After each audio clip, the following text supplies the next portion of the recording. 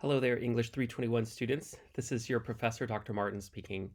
As we get to the end of the semester, I wanted to teach one very short unit that has one very short assignment, a short post connected to it. This unit is on early American poetry. I had a student who wanted to learn a little bit about early American poetry. We've only studied Anne Bradstreet, if you remember, so far.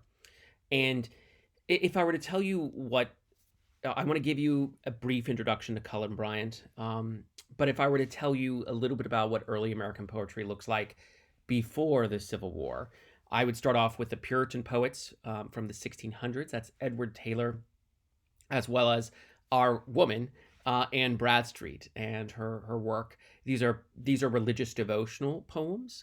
These are poems that are very stylized, very have tight meter, tight rhyme scheme, and so forth. Um, so there's that from the very beginning. As the country begins to develop into the 18th century, there's really not too much by way of poetry. There is some, including the first Black American poetry by a woman named Phyllis Wheatley. Once again, this poetry is religious in nature. It's also patriotic in nature, and Wheatley comes to this. She calls her, I think, herself the sable black. She's this weird dialectic with race and with nation. She actually says in one poem that she is thankful that she was taken as a slave from Africa, and she buys into the entire American experiment at the same time. Her poetry, as I said, very stylized, lots of rhyme schemes, traditional 18th century poetry. But the way that a traditional course like this, if we had enough time, would be with two poets. That'd be Walt Whitman and Emily Dickinson, both of whom I imagine you have a little bit of familiarity. Um, Whitman is in free verse form. When you read William Cullen Bryant's Thanatopsis and it doesn't have a tightened rhyme scheme, you could see a few gestures towards free verse. Free verse means there's no rhyme nor meter. Dickinson has her own unique style. She includes dashes, diacritical marks in short poems. Whitman's huge in his gaze in comparison to Dickinson. So maybe Bryant is more aligned with Whitman in that respect. You had two poems that I'm asking you to read: To a Waterfowl, 8 quatrains, right? I'm asking you to choose one quatrain for your post. And then Thanatopsis, which doesn't really have stanzas, right? Doesn't really have consistent rhyme scheme, though it does seem to have some degree of meter. I mention these points because you should know rhyme scheme and meter when you're studying poetry. Just the basics. You could tell what time period it's from if you know those particular things. So what I would say about To a Waterfowl is similar to the Yellow Violet and the Indian Mounds, if I'm getting the right name for the last one. He is using local indigenous flora and fauna, and he gazes into a waterfowl at a solitary bird flying away from a hunter with a gun. The speaker seemingly is in some transcendental void or some transcendental space, right? There's lots of references to clouds. There's lots of references um, to space and air.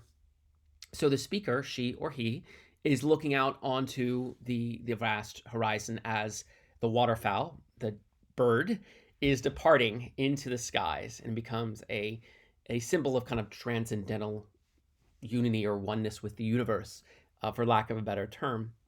The thing that I would note, there's also a poem called The Yellow Violet, where it's nature poetry. Much of early American poetry is nature oriented. Think about the other writings you're reading for this week. That's Henry David Thoreau's A Week on the Concord and Merrimack River.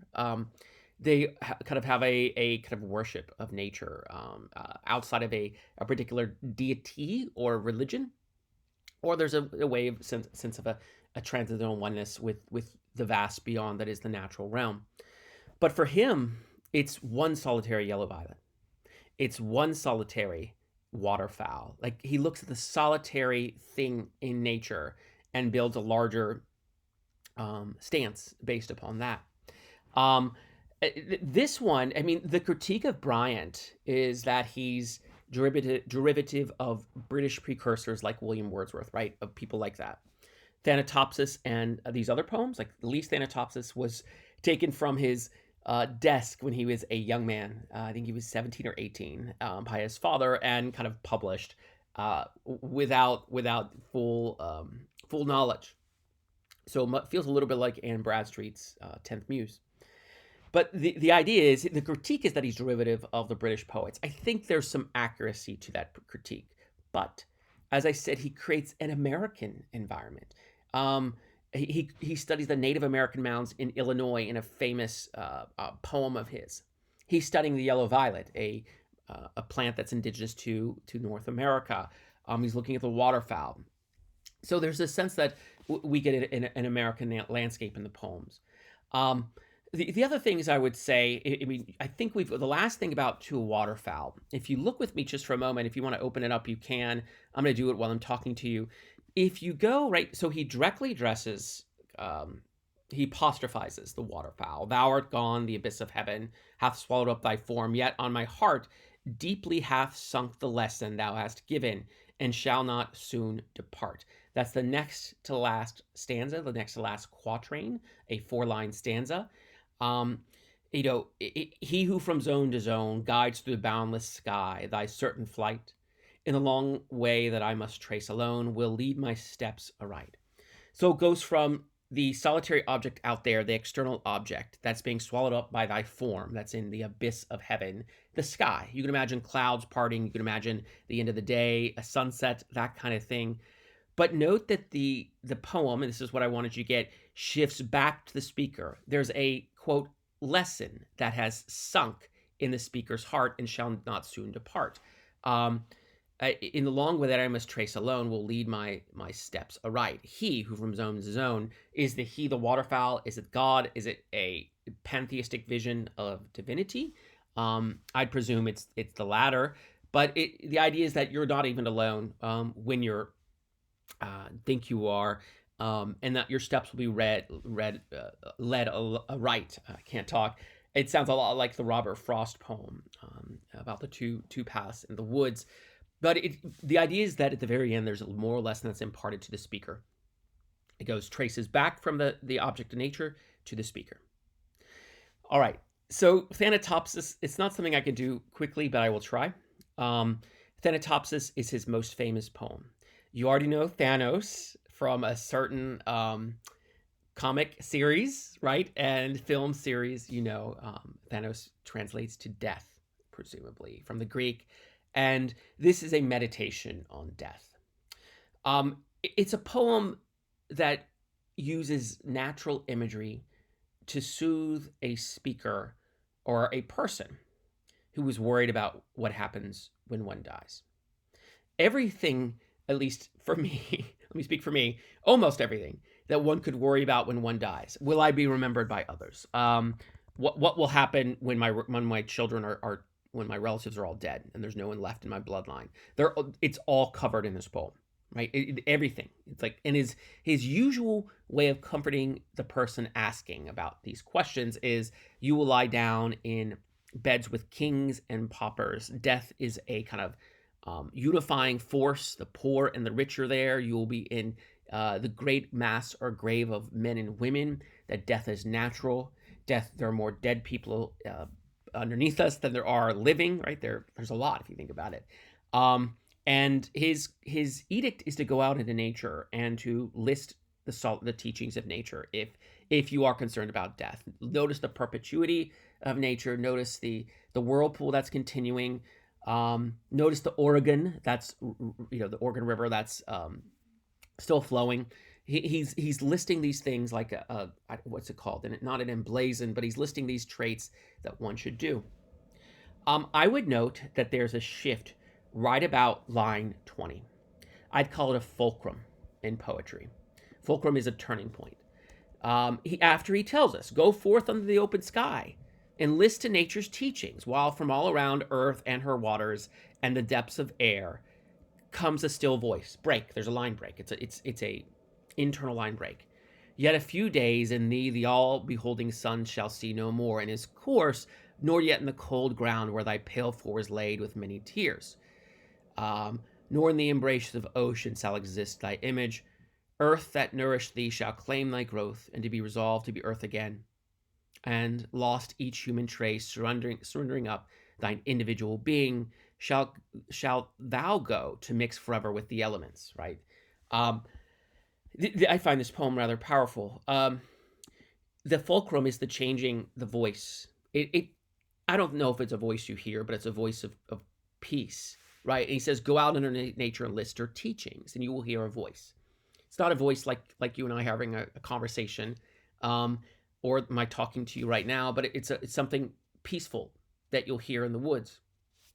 Um, and in this peace, you'll lose your individual form in nature. I think is what he's saying. But you'll be part of the great fraternity or sorority of of the human race that has passed away, right? So the hardest part is losing that individual form. But it's this turning point of a voice that speaks, right? This imaginary voice that speaks.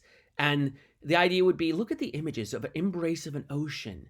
The earth shall claim thy growth, right? You go back to where you came from. You'll mix with the elements, the insensible rock. The oak shall send his roots abroad and pierce thy mold. Your body will be pierced. Your bones, your ashes will be pierced by the mold of the roots by the oak, and you'll be in an eternal resting place. You're not going to retire alone. You'll be there with the rich and the poor, and you'll be there through the lapse of all ages, right? The sons of men, the youth of life's green, all of them will come join you. And he calls it towards the end an innumerable caravan, which moves to that mysterious realm. Sounds like Hamlet, where each shall take his chamber in the silent halls of death.